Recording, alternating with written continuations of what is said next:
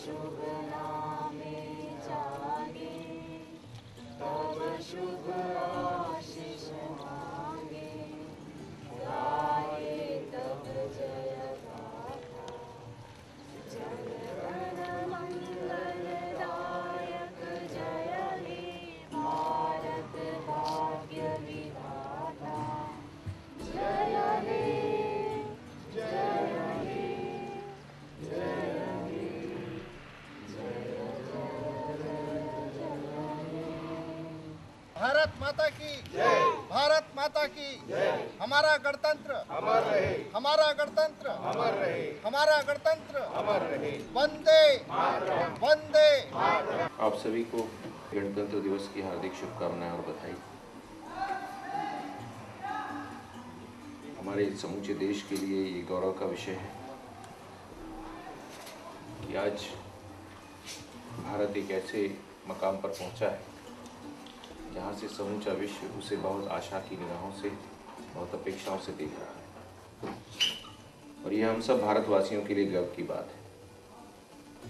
स्वामी विवेकानंद ने कहीं एक जगह कहा कि किसी भी तरह के कार्य करने की 3 परिस्थितियां होती हैं, पहले उपहास, फिर विरोध और उसके बाद में स्वीकृति। क्योंकि स्वामी विवेकानंद ने जब अपने काम प्रारंभ किए थे तब उन्हें इन तमाम परिस्थितियों से गुजरना पड़ा था।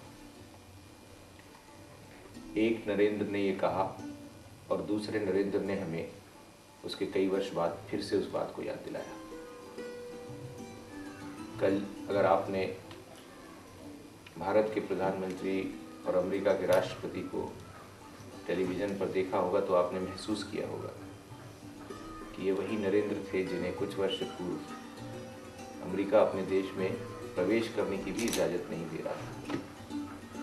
ये वही नरेंद्र थे जिन्हें दूसरे देशों के लोग तो छोड़िए, भारत के ही लोग उपहास की दृष्टि से देखते थे कि ये व्यक्ति कैसे भारत का नेतृत्व करेगा, विश्व की तो बात ही जाने दीजिए।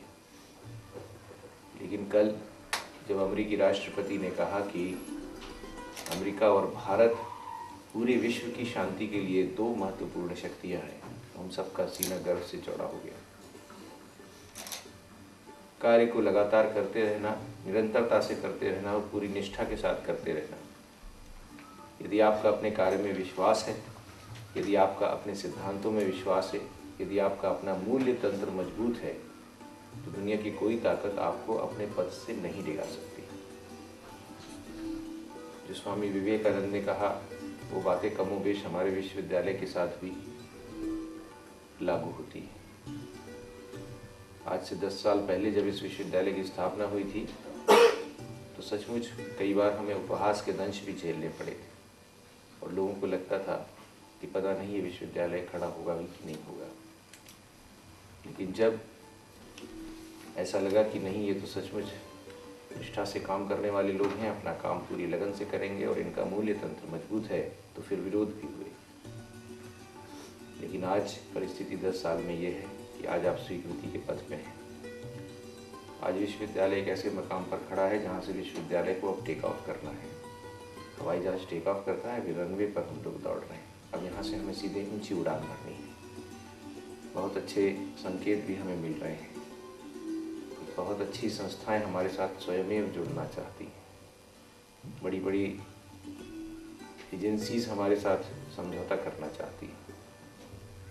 शिक्षा के जगत में कई लोग जो आज से कुछ वर्ष पहले हमें किसी गिनती में नहीं रखते थे, आज सम्मान की दृष्टि से देखते हैं। ये हम सब के लिए गौरव की बात है, लेकिन ये हमारे लिए जिम्मेदारी की भी बात है, क्योंकि जैसे ही स्वीकृति आती है वैसे ही अपेक्षाएं आती हैं, आपसे उम्मीदें बढ़ जाती हैं।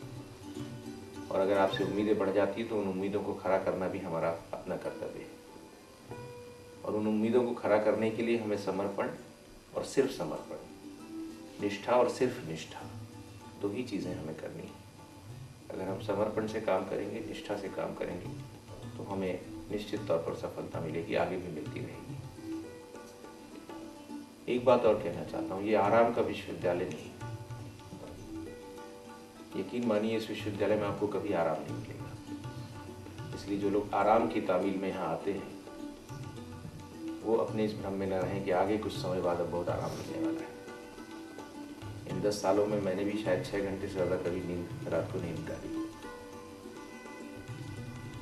और वही मेरे लिए पर्याप्त भी हुई, क्योंकि आप कम्युनिकेशन की फील्ड के, आप संप्रेषण के लोग, आप समाज के सजग प्रहरी हैं। आपको समाज को जगाने का काम करना है, और जिन्हें समाज को जगाने का काम करना है वो खुद कैसे सोच सकते हैं। मीडिया की फील्ड में 24/7 का काम होता है, 24 घंटे और 7 दिन। कोई क्षण आपके लिए आराम का क्षण नहीं। जो विद्यार्थी हैं वो तो इस बात को जब प्रोफेशनल क्षेत्र में जाते हैं तो समझ ही लेते हैं, लेकिन जो लोग यहाँ काम कर रहे हैं वो लोग भी इस बात को समझ लें कि हमें लगातार, क्योंकि जब तक हम हमारी कृति में नहीं लाएंगे हम शिक्षण में कैसे लाएंगे।